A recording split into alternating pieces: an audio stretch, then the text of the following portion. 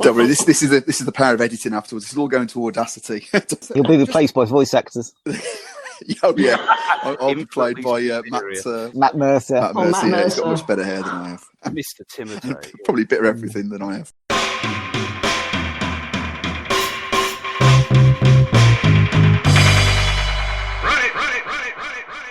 Hi, this is Steve, aka @Orlanthar on Twitter, and here are some more of my gaming vexes.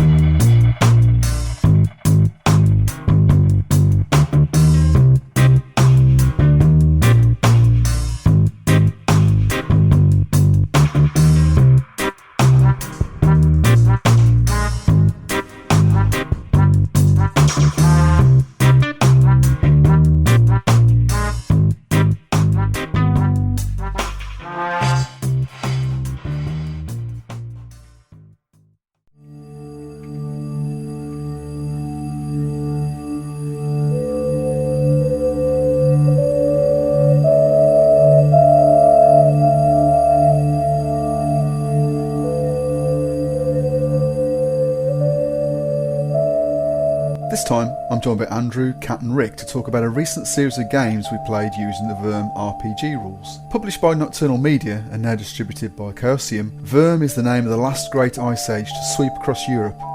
It's set in the prehistory of humanity, deep in the European Ice Age, 35,000 years ago.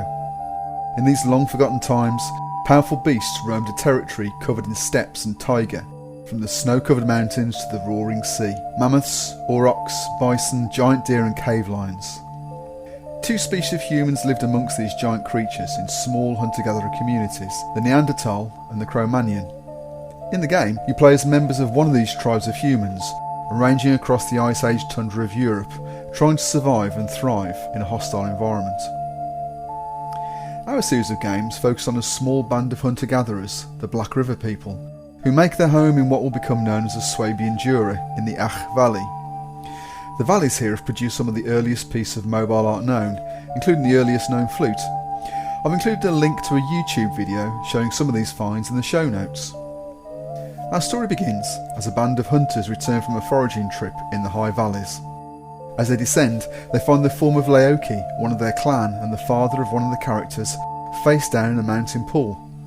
As they drag him from the water, it's obvious he's been attacked by a cave lion, one of the apex predators of their world. Mysteriously, Laoki is holding a necklace made from mountain lion teeth, and the characters know that no one in their clan has such a rare item. On return to their clan, the elders are worried. A prowling cave lion is a threat to all. Moreover, the only person with the skill to make such a necklace belongs to another clan, one Akomi of the people of the Singing Stones. But they've been estranged from the Black River people since a hunting trip ended in tragedy many seasons before. Perhaps the estranged clan have decided to take their revenge by cursing the Black River people, but why now?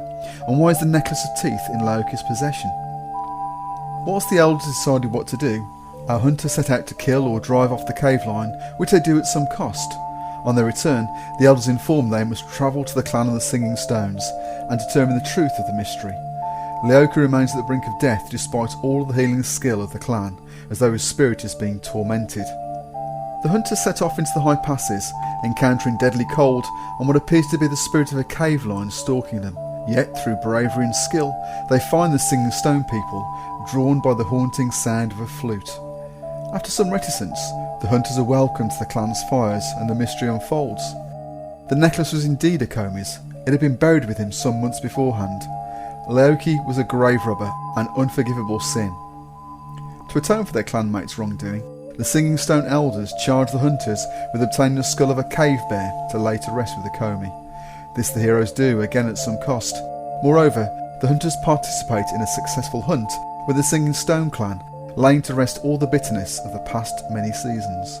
In triumph, the hunters return to their home clan, bringing with them a delegation from the people of Singing Stones. Following a tearful reunion, the clans convene to decide on Laoki's fate. Although he recovered physically from the time that Akomi's spirit was laid to rest, Laoki would be treated as though he had in fact died and be cast out, a certain death sentence. In this time, the clan is all, and you're only as strong as your relationships with those around you.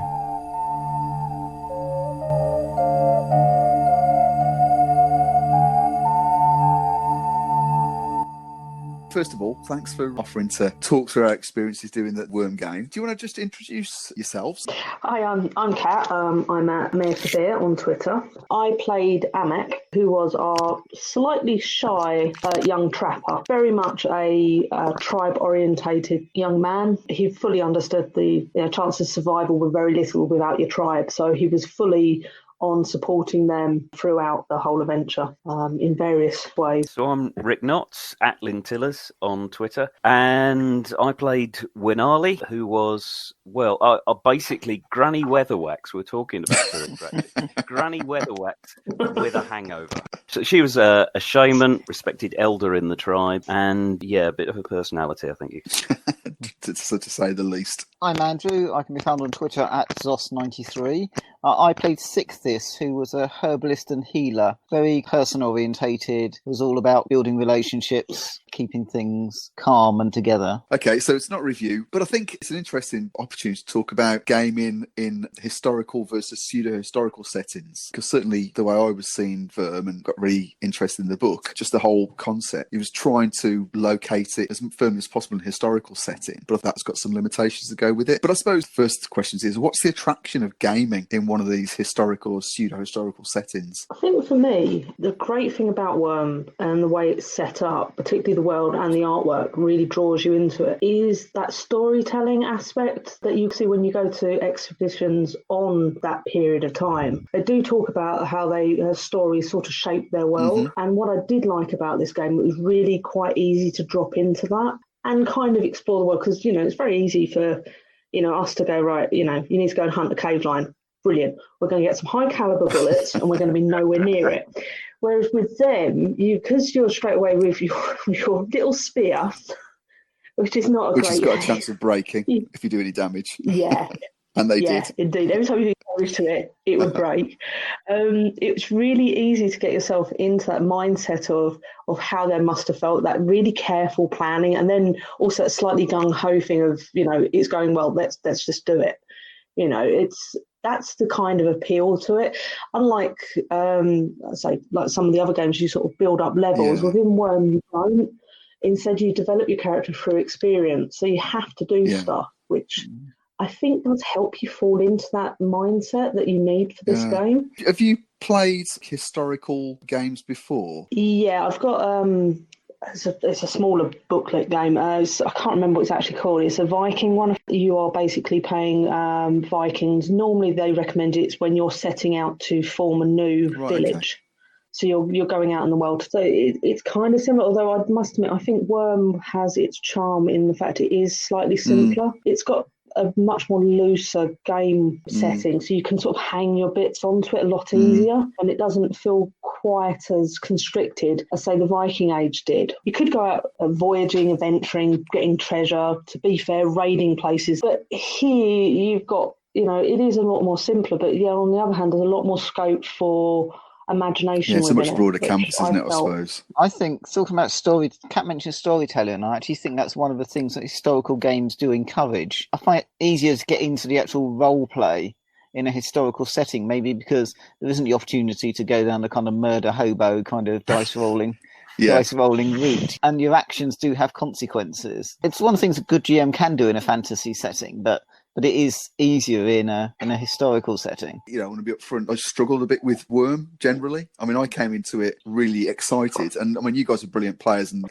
what do you do in the world? I mean, talking about that Viking one, so you've got social structures there. You've got a much broader world, a much wider range of activities. I think with the Viking one, also we know a lot more about them because there's a lot more written stuff from them. There's a lot more third party stuff in, for example, the monasteries certainly wrote about them. You can just watch The Last Kingdom, so there's a lot more, for example. Yeah, exactly. There's a lot more stuff about them, so we know a lot more.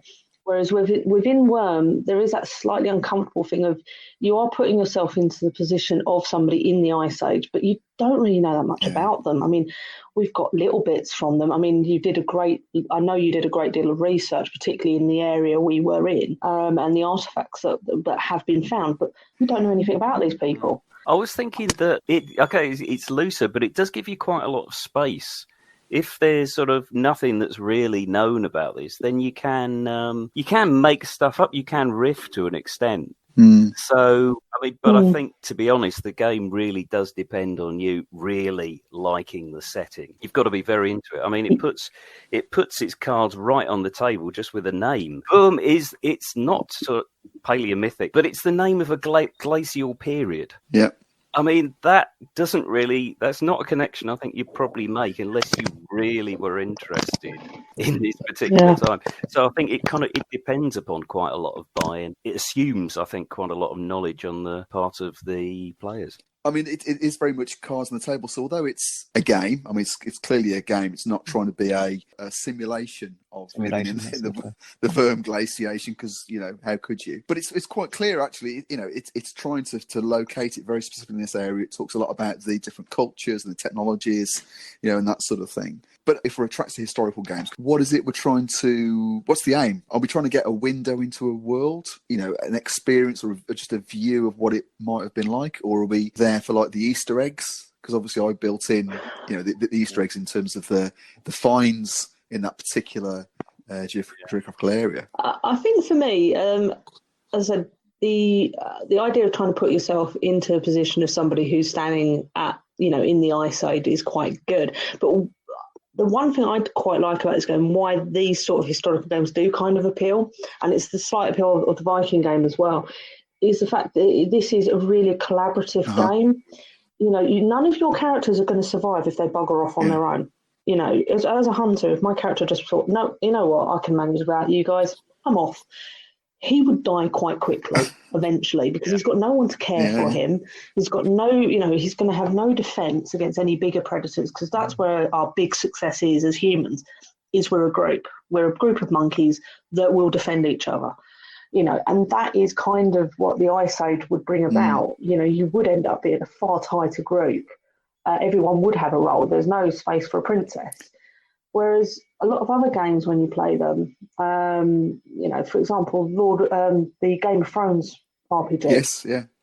You know, that is, okay, it's not quite a historical game because obviously it's still a fantasy game. But you are kind of encouraged to get ahead of everybody else and kind of screw every other player if you can. But that's built into the setting, isn't it? Yeah, it definitely is. But this is where I think Wurm and a couple of the others do differ with the historical approach. They actually show the collaborative side of humanity, which I quite like. Yeah, you couldn't be a thief class in this game, could you? Because you'd just be kicked out the tribe. And exactly. I mean, we saw that, you know, with Laoki getting essentially exiled and became a living ghost at the end. Which, let's say that's a death sentence, and was in those sort of cultures, and, you know, has been up to the present day, I think. Yeah, definitely. With the, I think, you know, okay, we don't know what they did to kick somebody out of the tribe, but I do feel that your version of them doing a funeral would probably be the closest to it. I feel, kind of. I mean, there are kind of semi-untouched people still in the world, but even, you know, the smallest amount of contact with the Western world, and that gets corrupted really, really quickly. I mean, the nice thing about this was also with the supernatural when it came in, was how quick and easy it was, even though I'm kind of playing this game knowing, you're pitting us against the lion. It's very easy for you to suddenly start thinking as that character that, no, this is something more.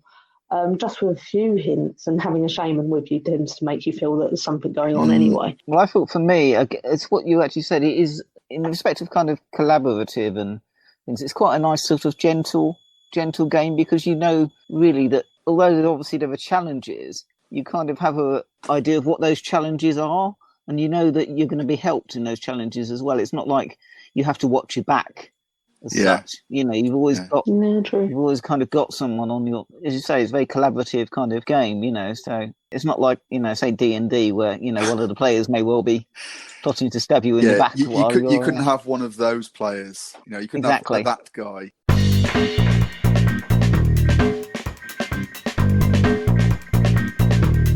You talked about the role of realism versus sort of pseudo-realism.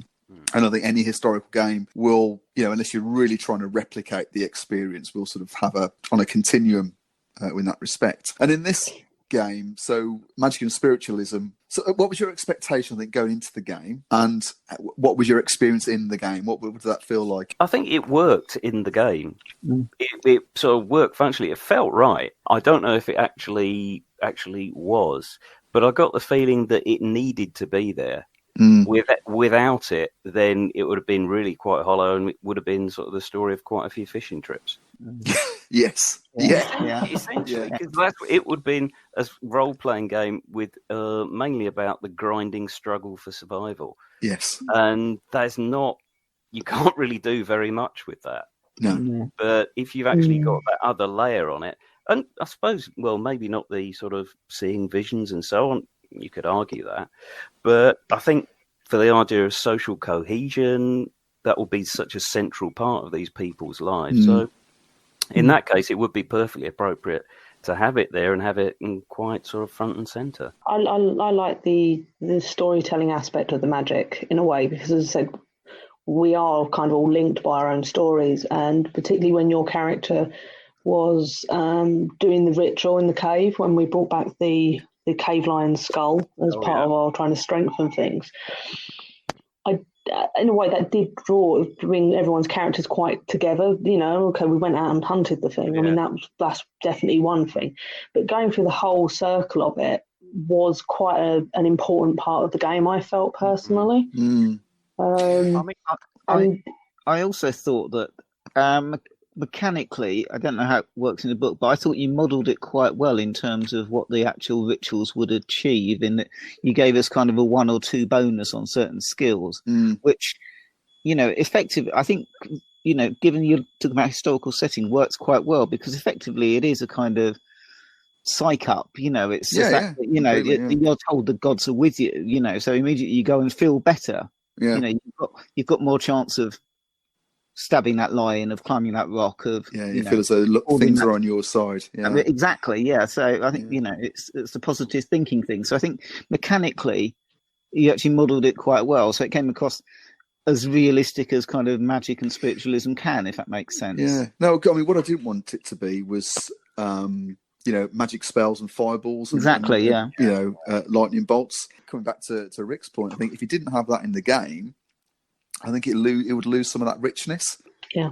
But and actually, you know, we'll talk more a little bit about character creation, but it's very much about you have the strength of certain animals, and so your characters are allied with particular animals which bring particular strengths, which give you particular skills. So the whole thing is sort of set up in that way. So it's almost as though, although it gives you the option to have no magic setting, it would be quite a lot the poorer for that. Oh, definitely. Yeah. I mean, it's noticeable because it's got also rules for sort of semi-mythical creatures as well. Yeah. It's kind of optional. But the fact that, you know, they actually decided to actually put it in there tells you something, doesn't it? That, definitely. It's actually really important, and it's not going to work without it. In a game like this, I struggle a little bit with what to do. So as you say, Rick, essentially it's hunting, fishing, it's talking to people, it's, you know, craft activities. Talking to people and hunting and fishing have got some role play crunch behind them. Crafting, not so much. I mean, I struggle a little bit. What you do? I mean, in Paleomythic, for example, I mean, obviously drawing some comparisons with that, they have, you know, sort of the ancient lands of Mu, and they've got these sort of, you know, sorcerer priests and this sort of thing, as I understand it. So you've got a bit more like a traditional role-playing game. You've got something you can get your hooks into in terms of actual, you know, conflict and whatever. Yeah, this is where I do feel with Wurm, the longevity of a campaign is going to be quite difficult. As I said, you with the hunting gathering, there is a little bit of crunch, but there has come a point of how far can you go? I mean, I suppose there is, you know, there could be scope for a game where the tribe's got too big that you need to split off because there's not enough food in that area, or even just tracking down a mammoth or something. So you're going to have to head away from home to go and get one of those. You know, there's also those sort of things. So without the supernatural, putting an overlay, I am curious as to how far you'd kind of go. I mean, I suppose there have been recorded of the level of fighting because of the damage on some of the bones, etc. But, you know, how often would you be attacked? I mean, would you be attacked by, as I said, the other grouping, the other humans in the world? Neanderthals. then the finals would they or wouldn't they? You know, we don't know how they actually reacted really to each other, to be There honest. would only really be competition for resources, I think, as long as there was enough resources. There were so few humans around anyway. Exactly, So I think for me, I think you couldn't do an extended campaign of it. But going back to what I said about it being gentle, that's actually quite good. I think for sort of 6 or 8 weeks, kind of a sort of gentle break from your traditional kind of role-playing games. Smash stuff up, loot the bodies. Loot the bodies, exactly, yeah.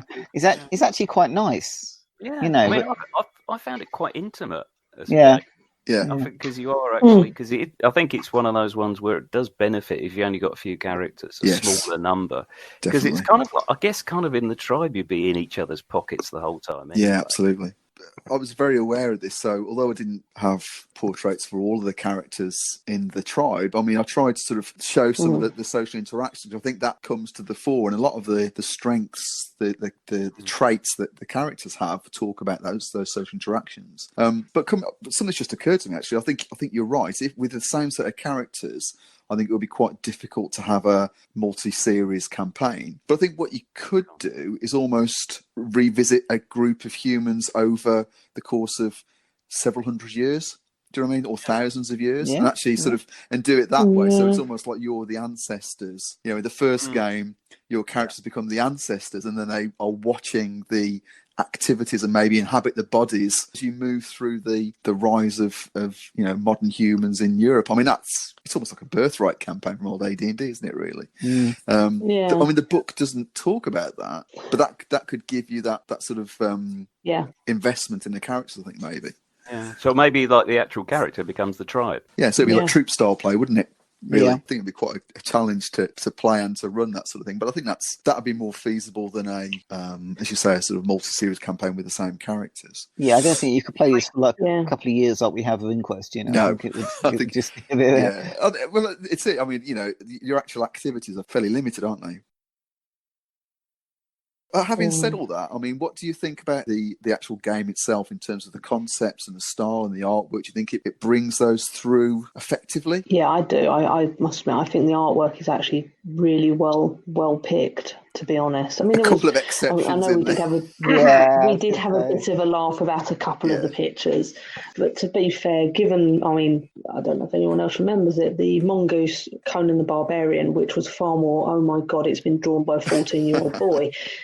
This was more, it was 2 pictures that you could go, really, but to be fair, in the context of the rest of the art, it actually kind of does fit in. It's not actually that bad. No, I think it was pretty good, and I do feel, I think the artwork and the style of writing, and to be fair, the person who translated, let's give that person a lot of kudos as well, because they've done a fantastic job of translating another language, particularly for the book. I know we did laugh about one of the medical terms, which turned out was more of a French term for a poultice. Cataplasm.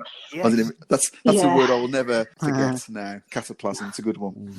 But I think the book really did a lovely job of actually setting the game well from the moment of first starting reading it, to be fair. So I really liked it. Yeah, I really liked it. Yeah. I mean, I particularly like the fact there's definitely a fanboy element in it. Yeah. I forget which chapter that it starts, when it starts talking about sort of, right, and this is what the Neolithic was like. There's a lot of enthusiasm in there. Yes. I found that carried me along, actually. He's an actor. He's obviously done quite a lot of research and a lot of thinking about it, and you could tell with, the different types of tools that are available to different cultures, and, this would be available to the Neanderthal, but not available to Cro-Magnon man, and, or the long folk and the bear folk, as it was called in the book.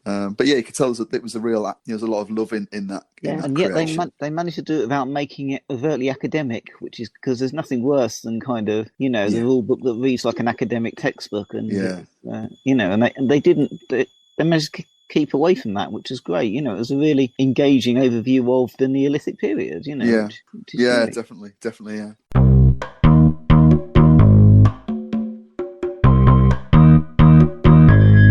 What about the rules themselves? I mean, again, it's not a review as such. I suppose it's just a reflection on what we thought about it. Were there any even better ifs or any bits that sort of stood out for us in terms of the rules? I mean, the character creation itself, what was What did that feel like from your perspective? I think quick is a word that's jumps to mind. I'm going to say, quick. And it's quite nice. I don't know about anyone else, but given, the last character previously I was sorting out was a Pathfinder character. Wow. It's so lovely to have a character concept of Amex, the trapper hunter, and being able to pretty much wrap it up within 10 minutes and go, haha, I've got him. And it was beautifully done. There was no trying to weigh up 15 different feats, which one do I pick? It was really quite elegant, to be fair. Yeah, because I mean the way that the rules work, just for the benefit of people listening to this, it's 2d6 versus a target number. Well, you started with 2d6, and then if you have a relevant strength, what was Six's strength? Was it? I think he had Venom of the Viper, which helped him in making potions and poultices and so you'd add an extra d6 if you had an extra d6, anything involving kind of herbalism. So it's pretty open as far as that goes, and you selected, as you say, a number of strengths that go with that. But so it's pretty quick. And I love the fact that, as I say, within those rules and those little sections, there is wriggle room to be able to try and bargain. Can I have this, please? Because I have been doing this type thing. Because it does, the ambiguity is sort of like, as long as you're role playing it, you can kind of do a slight argument, which is quite nice. I like that kind of give and take in a system. I think what I would say, if Chaosium are going to be doing another edition, I'd overhaul the Shaman rules, definitely. Yes. Yes. Yeah, I was going to say, I think you were the only person where the rules were a little bit more of a problematic thing, wasn't it, for your character? First, I actually had just a normal starting out Shaman as the first character. It was absolute waste of space. Yeah. Could not. Sap fan, Lord God love him, but because he was just starting out. Literally, he could not do anything. Really couldn't. So we decided to do something with Wurm simply because, to try out the Shaman rules.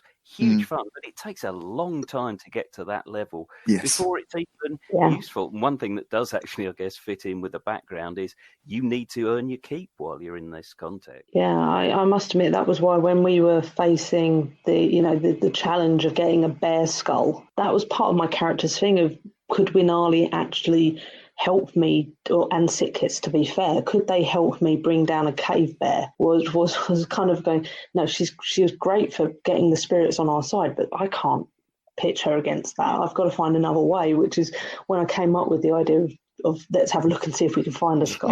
There is no way that Wurm, pitch her in a battle against another shaman. She can do that to the cows come home, but anything physical, because by that stage you're so old, you can't, I mean, I'd love to have seen her stomp up to this confused bear, whack it on the nose with her stick, and it's a die. Oh, don't tempt me.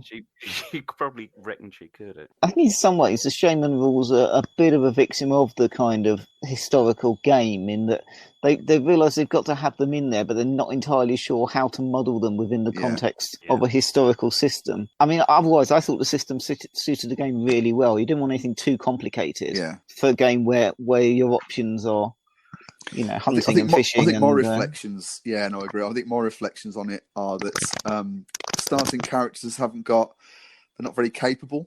You've got the 2d6 roll, but there's not a lot to differentiate. I mean, that's probably a little bit unfair. I mean, you've got a lot of strengths and weaknesses in there, so you can, make your characters unique, but you don't start off with a lot.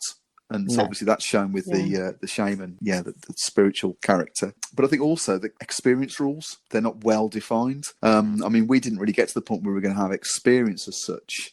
You had points you could use for additional D6 to roll that you sort of, almost like mana points that you spent in the session. But, I was starting to come up with the idea thinking, well, how could you learn new strengths? How would that work in play? And it's almost like the rules have gone so far, and it feels like the rules have been used for a home game that have been written up, but not developed to the point, and possibly not widely play tested. I think that is probably symptomatic of the fact that it's very difficult to have a long campaign in this game, and I think that's why they're not so well defined, because I think it happens so rarely, because this would be difficult to as we have discussed, it'd be very difficult to do a long campaign, and I think that's possibly why. I don't think really that many people will get to the stage of running this for years, because it's a difficult. And to be fair, your character could die at any moment, literally, if you're really unlucky. I think in terms of the shaman rules, going back to the realism angle, that is fairly realistic. An old shaman would be very powerful, but a new shaman, wouldn't. In terms of the experience, I guess if you were going to kind of expand it, you could probably use the shaman rules to that effect, where if you want to learn a new skill, say Scent of the Badger or something, then the shaman, Scent of the Badger, Strength of the Shrew, exactly, yeah. then the shaman summons the spirit of that animal. Yeah, and you could work some sort of rules in like that. You could come up with something, and that's for people like us. That would be easy to do. But I think, I don't think we enjoyed it. It's good fun. It's it suits how the background is portrayed very, very well. I don't think it's a beginner's game. I think if somebody just picked this up, I think they would struggle with it. Yeah, Precisely it's not D&D 5, is it? No, it's not. And I think Chaosium, they're not going to be doing. They're not doing a second edition. I think they are just distributing it, really. So it'll be pretty much as is. I think that's just something to people to be aware of, really. Character creation and experience talked about. Combat. There's a lot of rules around the combat section, isn't there? Yeah. Which I don't think we really got into that much. No, it didn't. It's certainly lethal, though. I think the best comparison for me is like RuneQuest, to be honest, to a certain point. It's at this level, if you don't have armour, it's very painful. It's extremely painful quite quickly. If you're just unlucky. If my dice rolls are crap, but the lions are better, I end up with an interesting scar. If not, I'm really damaged as well. Yeah. So it's quite a lethal combat. Although the healing rules were fairly forgiving, weren't they? They were, yeah. There's quite a lot of sort of, you can make a sort of poultice or whatever with this, and then you get a few points back.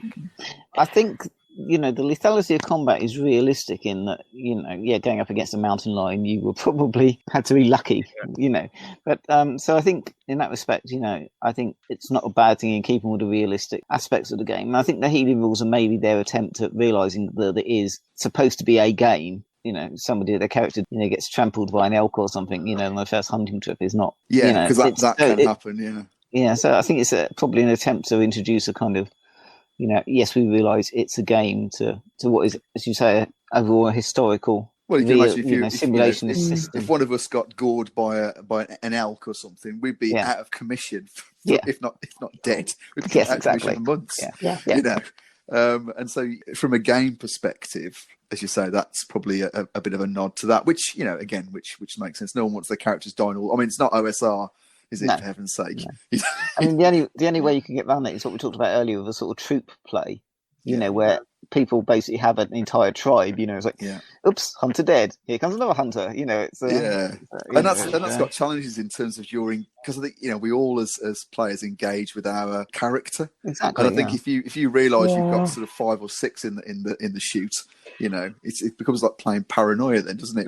It does a bit, Hunter number 6. I must admit, I don't kind of like the idea of troop playing, because, as I said, it is very much, it does become he's dead, I'm going to parachute in this one, and it's like, really? I must admit, Paranoia, for all its intents and purposes, with your clones, is a little bit more fun. It's a comedy game, isn't it? It is a comedy game. But with this, if you keep on parachuting on other members of the tribe, it's going to feel very much like a very cold war game eventually, which would lose its charm. Yeah, definitely. I feel Paranoia also suffers from the same thing this suffers from, which is you can't really do an extended campaign of it.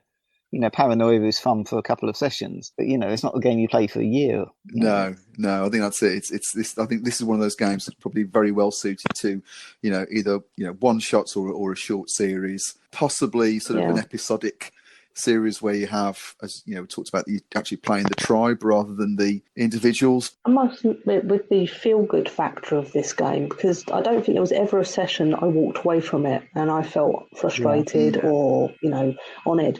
Every single time I walked away from it feeling quite good, because we've kind of achieved something. I felt really quite good about it. It's a great. That's my aim. It's a great GM, game. To feel happy when they walk away. Although Andrew might disagree. No, I always enjoy having questions. sessions. I'm pulling your leg. But, in a way, this game would be perfect if you wanted a game every couple of sessions as a decompress. Like a in palate a way, cleanser. for your It's a group. really gentle game, is what I Yeah. said. It's a lovely, gentle, really enjoyable game. It can't be any kind of mistake or misadventure that he's actually got rules for playing as kids. Yes. So there's clearly that's a side of it. They thought, it could be used like this. It's part of the character, which what makes me think it's a home game that's been transported into. And it doesn't. Those sort of rules don't really fit in with the rest. No, Yeah. Although it would be quite a good game for kids to play if they were learning about history. Oh, yeah. The attention of trying to put yourself in someone's shoes type history. I mean, obviously there are very few parts of history where you can do that with kids without worrying. Because you certainly don't want to do a civil war, because the next thing you know in the playground, one of them's twatted the other one with a wooden stick or something. Whereas with this game, hopefully they wouldn't be doing that. Hopefully not. So, but it would be a great sort of tool for for history learning for kids. I think that's. I agree. The kids' rules were a bit weird. But I think that's what it's been used for, because the illustrator and the guy who wrote it, he'd illustrated a lot of museum displays in France, and that's where it happened. So I think he'd used them as teaching aids to teach kids. So I think that's sense, right. Yeah. Are there any even better ifs as far as the rules go? I think they work. As I said, I think if you're going to have a shaman character, they've got to be older. Got to have an actual shaman as opposed to an apprentice shaman. Yeah, I did feel a bit sorry for Satpan. Yeah, I'm sorry. No, I mean, it was work experience shaming. But you would have to do that. I'd definitely start shamans with a few more, a little higher up than they've currently got. But we just loaded you with all the physical difficulties as well, didn't we? And we sort of glossed over that. I mean, the party was travelling over the mountains to the Valley of the Singing Stones. I thought, blimey, normally Wurm would be dead in a ditch. Yeah, absolutely. Not with an evil spirit prowling around, we were keeping her alive, even if I had to carry her. I mean, to be honest, that was the bit I really enjoyed. One of the best bits was actually that journey. I thought there was a feeling of genuine sort of brooding menace around the whole thing, and it did feel like, I can die at any moment on this. It was interesting actually with that one, with particularly the night descriptions of this thing prowling around outside. How actually everyone kind of ended up huddled around Wurm, not to protect her, but more because she was protecting them, which is really weird considering you were a little old lady who smells a bit funny. To be fair, just was very grumpy. And the fact that we were actually looking to you to protect us rather than the other way around was quite interesting, because I did think that after I think the session that we just had to leave it, I think, and I was like thinking, blimey, I would never have thought, but it was interesting how the situation switches. Yeah, it was one of the nice. Oh yeah, I did like that bit. Yeah, it was good fun.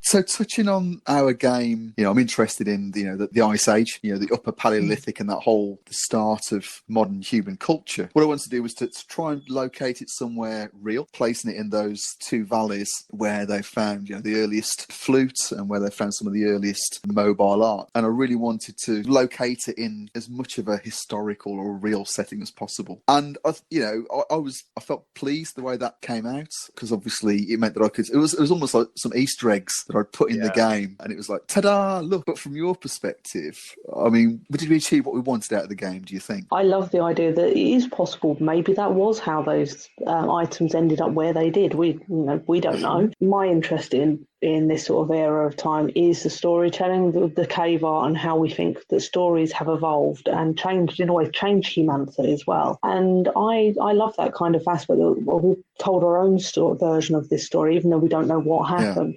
And it is actually perfectly plausible. Because let's face it wasn't an Amazon delivery that delivered that statue over there. That's the thing. I mean, it was a historical simulationist game, but it felt real. It actually, there was at no point did that, as Kat said, feel like it couldn't have happened in the Neolithic. I mean, that was in terms of the magic. I quite like the fact there's the series The Winter King by Bernard Cornwell. Yes. And there's one bit of it, because Merlin's a character, where the main narrator says he never did anything that couldn't be explained by normal means. Yeah, exactly. So all the magic magic could have been explained by normal part of the world. And I think that kind of works with this. Yeah, it Yes. does. Yeah. Yeah. Just about. It's what I said earlier. Things like, blessings and stuff from the shaman give you that kind of feeling that you can achieve something. It's psychosomatic magic, effectively, It's like I can go out and beat this lion because the shaman's said that the spirit of the lion is with me, type thing. It's but you could cross the line into actually having, because some of the shaman powers are you actually turn into a human animal, which you could explain away in terms of hallucinogenics, and there was a lot of that in the game as well. Yeah, definitely, many mushrooms are consumed by the characters. I'll hasten to add in this game. I was very conscious that I wanted to draw that historical, plausible side rather than the fantastical side. That even occurred in Viking times. The berserkers were literally guys who wrapped themselves in a bearskin and could. It's probably by some sort of psychotropic that they had the powers and strength of the bear. Yeah. Well, it's the latter-day shamanism, isn't it, in that case? So, in terms of the game itself, I mean, I enjoyed running it. It was great fun. I think the way the characters, so obviously, our characters and also Kay's character, Katori as well, meshed really well. I think it's very suitable to a smaller scale, slower paced game. But any final thoughts from you guys? I just really liked it. I really enjoyed playing it because it is quite, because sort of the other times I'm sort of playing sort of OSR kind of things, and it's a real change of pace. Yeah. So I mean, like you're saying, for a palate cleanser, that works really well. Yeah. So but for a longer campaign, that might be a bit trickier. Would you be interested coming back at some point to revisit either those characters or the clan of the Black River people? Yeah, I can't come back to Wenali because she's dead. That's I think she finally carked it, poor girl. I'd definitely be interested in playing again for another sort of 6 or 8 weeks, maybe with different characters from the same. Yes. Maybe they could be the children of the previous characters, or could be, or 1,000 years later. I mean, not much changed in 1,000 years. Exactly. I mean, we're talking 35,000 years ago. Yeah, exactly. Things change very slowly. A 6 or 8 week game, once or twice a year, I think it's great. I think it's really. It's really weird because it's one of those games that I've played a few games where you play one lot and you go, that was all right, it was quite pleasant, but you'd never pick it up again. But this isn't one of those. This is one of those that I would quite happily play again. Obviously, once a good inspiration hits, because as you say, I think we're all in agreement it's not a campaign game, but I would definitely quite happily play this. The change of pace is lovely. I love the storytelling element. It's just a charming little game. It really is lovely, which, to be fair, I find quite indicative of French games anyway. I always find they do have that little charm to them. Have you played Nephilim? We do have a copy of Nephilim. I've got everything over issues for it. I haven't, no. I have played Nominee, which in a way does have its own charm. Being able to play Devil is actually quite hilarious fun, to be honest. Different atmosphere to this one, though, I think. This, I definitely would say, is a good strong 8.5 out of 10, which is really good for me, I feel. That's cool. That's good stuff. All right.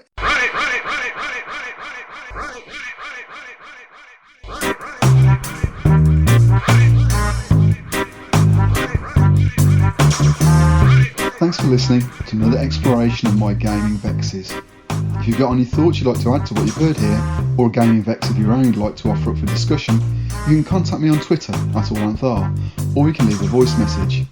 The link's on the podcast webpage on Anchor, or can be found in the show notes. Until the next time, may all your games be free of vexatiousness, and be excellent to each other, always.